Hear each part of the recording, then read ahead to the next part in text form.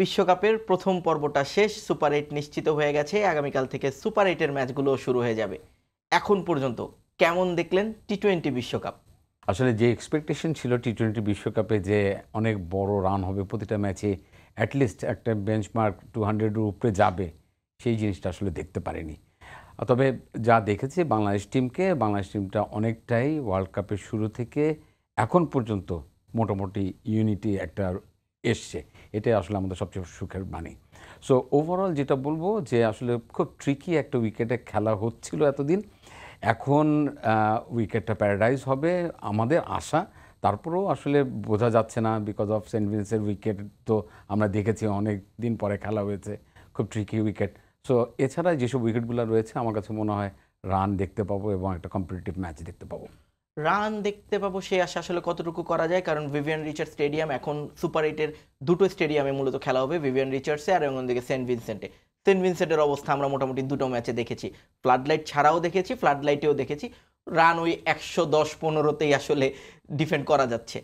Vivian রিচার্ডসে 3টা match হয়েছে, 3টা ম্যাচে মানে দু রকমের অভিজ্ঞতাই আছে।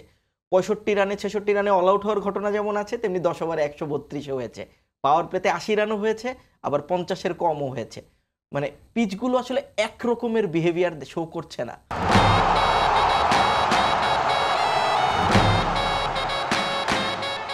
সত্যি আসলে এবার ওয়ার্ল্ড কাপে আইসিসির যে কোনো ইভেন্টে এরকম কিন্তু উইকেট কোনো সময় আমরা দেখিনি এবং ওয়ার্ল্ড কাপ এই প্ল্যাটফর্মটা আসলে এইসব উইকেটে খেলা হবে এটাও আমরা আশা করি না।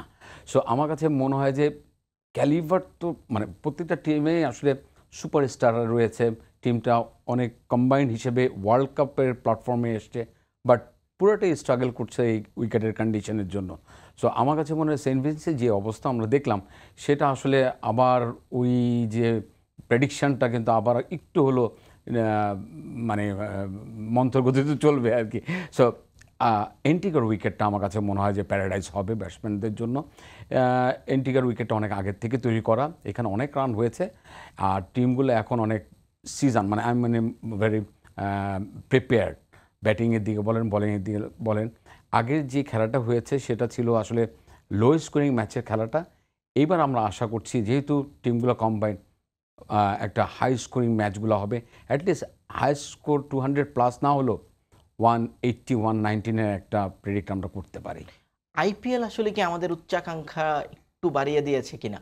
মানে ওই মানে এক সময় আমরা টি-20 মানেও ভরতাম ওকে 160 180 পার স্কোর, বাট এবারের আইপিএল এর পর থেকে সবাই 200 বলতেই মনে হয় বেশি পছন্দ করছে। না, ট্রু। আসলে ক্রিকেটের টোনটাই কিন্তু আসলে আইপিএল চেঞ্জ করে দিয়েছে। অ্যাটলিস্ট মানে আমি যেটা বলবো যে শর্টার ভার্সনের আইপিএল এত বছর ধরে হচ্ছিল, গ্রাজুয়ালি কিন্তু মানে রানগুলো হচ্ছিল 140 থেকে 150 150 টু 160, বাট লাস্ট ইয়ারও কিন্তু আমরা একটা দেখেছি অ্যাভারেজ স্কোর 170 টু 180, বাট এবার 260 চেজ হয়। এটা আসলে একটা মিরাকেল। বাট এটা মিরাকেল কীভাবে বলবো, অনেকগুলো ম্যাচ 250 হয়েছে। সো আমার কাছে মনে হয় যে আইপিএলের যেই ধাঁচটা, যে ক্যাটাগরিটা, সেইটা আসলে ওয়ার্ল্ড ক্রিকেটের একটা ওয়েক আপ কলের মতো হয়েছে, একটা অ্যালার্মিং যে টি-20 বা টি10 যদি খেলা হয় এখন রান ওই 250-র দিকে আসলে দিকে যাচ্ছে।